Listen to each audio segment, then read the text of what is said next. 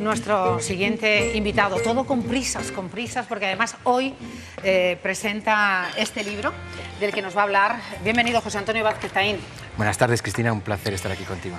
Pulso al Estado, claves para entender el juicio del Procés. Así dicho, impresiona, porque... Pues cuando lo lean les va a impresionar más. El Procés tiene lo suyo.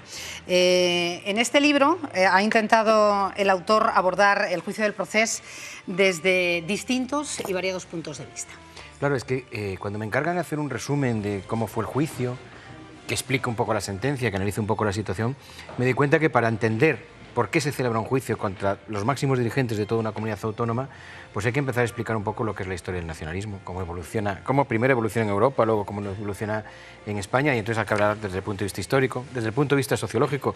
El nacionalismo no es un movimiento político, el nacionalismo es un movimiento social, porque por eso confluyen, pues, gente de derechas como el PNV, con Esquerra Republicana, que es de izquierdas, HB, que era extremadamente comunistas. Entonces, lo que tienes que explicar es de las diferentes perspectivas, y por eso decía, cuando lo lean les va a asustar más. Para poder explicar cómo llegamos a ese juicio, pues he tenido que analizar un poco la historia de España, la evolución social de nuestra democracia, y un poco todas esas cuestiones, sobre todo empezando por la terminología. Claro, eso precisamente es lo que puede sorprender al que aún no se ha leído el libro, ¿no? Porque lo obvio en un juez es que explicara el proceso desde el punto de vista jurídico, pero todas estas cuestiones que acaba de comentar... A ver, a mí me gusta ser didáctico, me gusta que la gente entienda las cosas de las que estamos hablando. Siempre digo que el mejor perito no es el que usa términos latinos, sino aquel que sabe explicar a sus hijos de 5 años en qué consiste su trabajo. Yo intento ser sobre todo muy didáctico, y aquí había que empezar por explicar qué significa procés, qué significa derecho a decidir, qué significa tantas y tantas expresiones que las están utilizando como si fueran eslóganes publicitarios, no desde el punto de vista real. Nación, ¿qué es nación? Pues hay un concepto jurídico de nación que es clarísimo.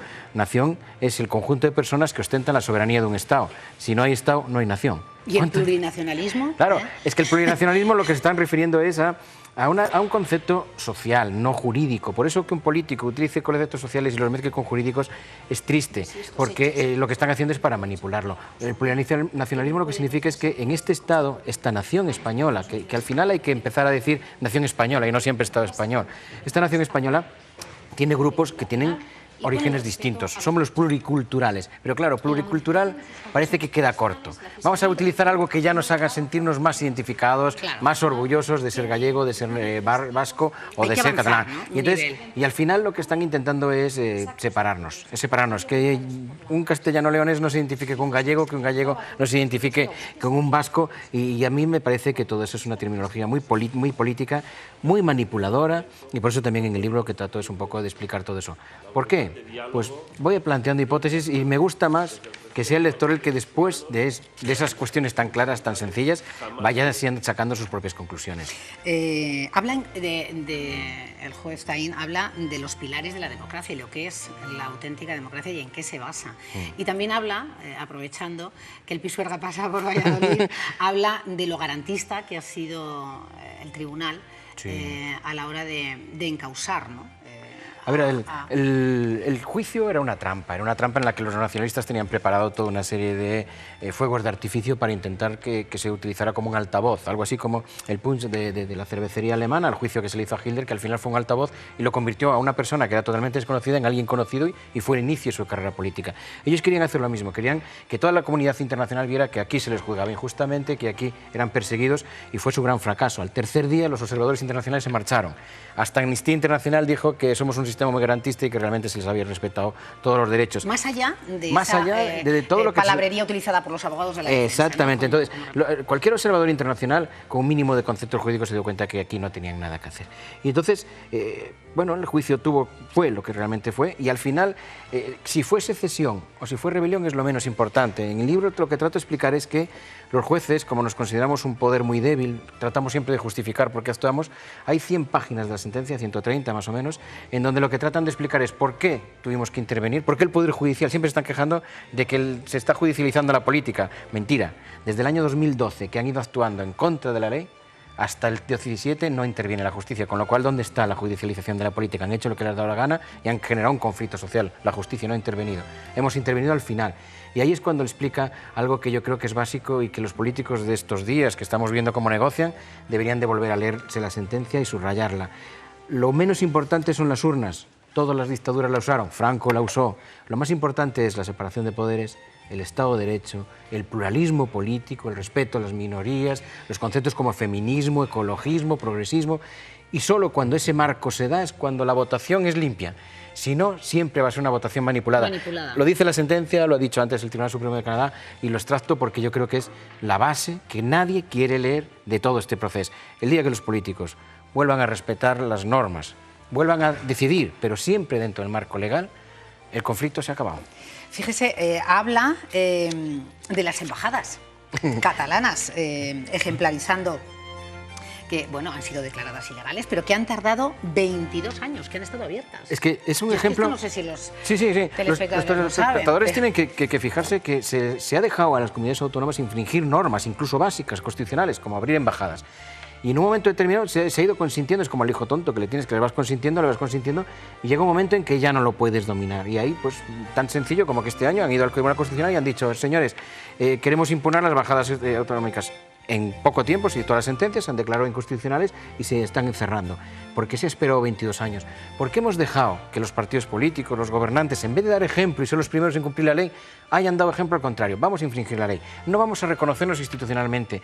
Pero, ¿cómo puede un partido que quiere ostentar representación institucional negar legitimación a la jefatura del Estado español? Entonces, ¿qué legitimación tienen ellos como el grupo político? Pues la misma que cualquier otra institución. Claro. Entonces, son ejemplos de cómo, si ellos no respetan las leyes, el ciudadano se siente legitimado y dice, pues yo tampoco. Y empezamos a confrontación, a no reconocer el derecho del que tengo enfrente solo por pensar distinto. Claro, que esto viene un poco ilustrando la poca diligencia, ¿no?, a su juicio, que ha habido desde el 2012 hasta octubre del 2017. Que le estaba dicho... Y no, que estaban ahí. Estaban ahí, las actuaciones. Cuando uno lee el relato de hechos del escrito de acusación por el que han sido juzgados, ve que se empieza diciembre de 2012.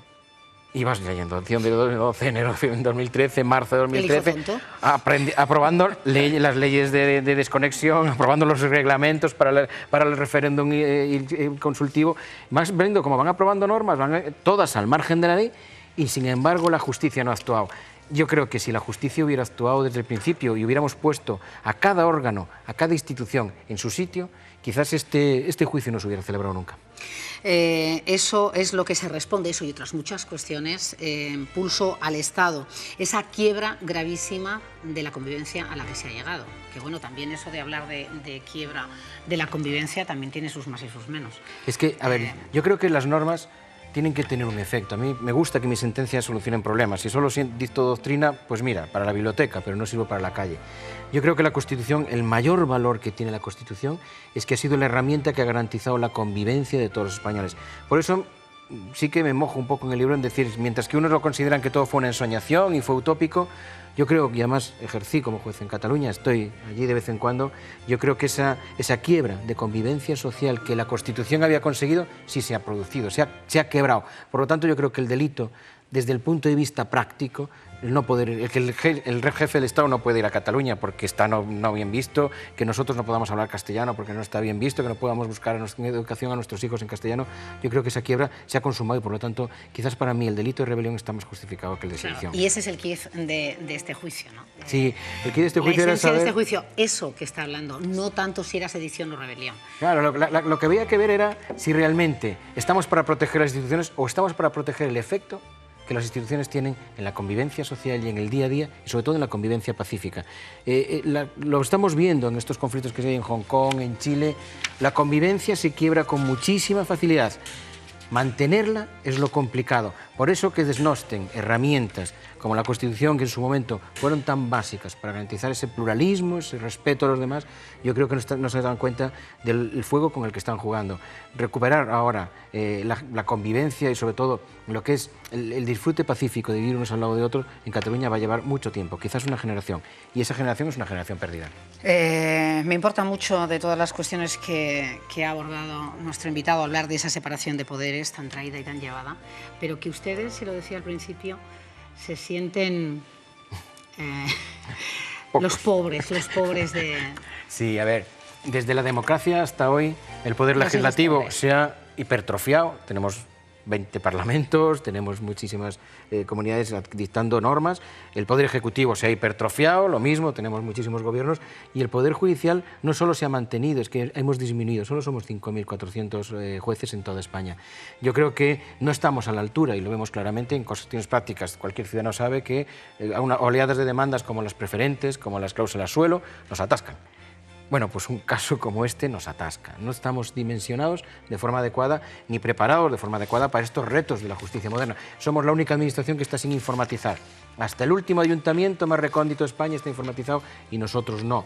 Y entonces nos damos cuenta de que ni siquiera somos un poder, no podemos sentarnos frente al Legislativo y al Ejecutivo y decirle, oiga, dimensiónenos, dótenos, denos poder. Y entonces muchas veces eso hace que nos manejen un poco a través de... Y que les dejen para casos de robagallinas, ¿no? Nos dejan para casos de robagallinas. Para eso somos muy efectivos. Para quitar el carné y los puntos. Y para robagallinas, para meterse de lleno. Pero para entrar en casos como los ERE, 11 años de instrucción, Pujol, 9 años de instrucción.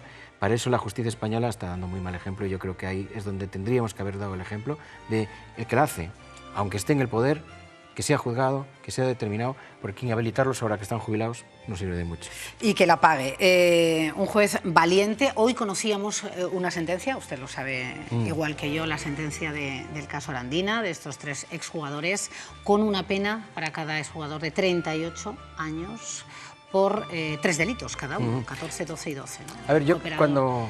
Sabes que soy un compañero vuestro aficionado, y en el programa en donde participo había explicado que cuando se juzgó a la manada de Pamplona estaba mal calificado jurídicamente. En las agresiones grupales uno es autor de la agresión suya y cooperador necesario de las otras. Por eso aquí se les pone 38, mientras que los otros se había puesto 11 años y luego se subió a más años. Las penas son severas, pero yo creo que la gente tiene que ser consciente de que esta frivolización del sexo que se ha hecho, porque la han aprendido a través de la pornografía, es no respetar el no es no, y aunque no es... Yo no quiero... a mí el no es no me parece incluso corto. Yo creo que si no hay un sí explícito, es un no. Y es más fácil, es decir, o hay sí o es no, que es una frase que a lo mejor me la copian y me encantaría que la acuñaran y fuera siempre así.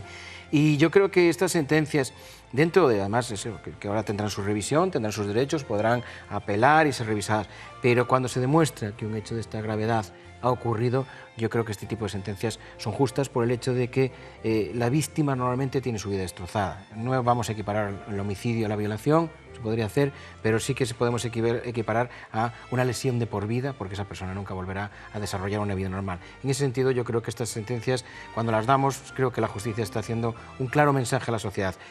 O aprendemos el sexo natural y respetado, o si no, estas son las consecuencias. Vamos por mal camino. Otro libro, ¿no? Está preparando ya, sobre sí. El Camino de Santiago. De hecho, lo dejé a medias para poder continuar con este, y ahora pues estamos con El Camino de Santiago, que es mi gran pasión, y creo que... va bien, ¿no? Va muy bien. Me dicen. Va muy bien, y yo creo que además va a ser una sorpresa. Va a ser un libro diferente de todo lo que se ha escrito sobre El Camino de Santiago. Yo creo que va a recordarnos a España que tenemos la historia más maravillosa de todos los países de la civilización occidental. Pues hay que aprovecharla. Muchísimas gracias. Juez Taín, pulso al Estado, claves para entender el juicio del Procés. Yo creo que es una espléndida propuesta para estas fiestas. ¿Dónde, para los que tendremos un poquito más de tiempo, dónde lo presenta hoy? Es en la Cámara de Comercio. En la Cámara de Comercio, Cámara de Comercio, ¿no? sí, exactamente. A las 7:30 de Ahora mismo de la saldremos tarde. para allí y a ver si Pues podemos responder, no solo presentar el libro, sino responder a todas las preguntas del público, que me encanta debatir y contestar lo que me pregunten. A mí me encanta tener al otro lado para poder charlar con un juez valiente. Yo creo que ser juez no te inhibe de opinar sobre lo que sucede en nuestra sociedad y en nuestro país. Con lo cual, ser juez no nos quita de la obligación de explicar qué es lo que hacemos. Pues gracias, juez Taín. A mí me encantaría poder contar con usted de vez en cuando.